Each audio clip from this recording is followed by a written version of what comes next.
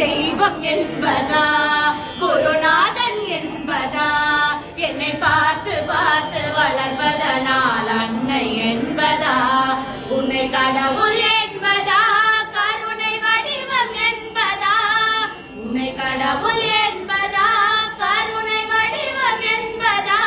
ஐயா ஞான தானம் தந்த உன்னை தந்தை என்பதா ஐயா ஞான தானம் தந்த உன்னை தந்தை என்பதா உன்னை தெய்வம் என்பதா குருநாதன் என்பதா என்னை பார்த்து பார்த்து வளர்ப்பதனால் அன்னை என்பதா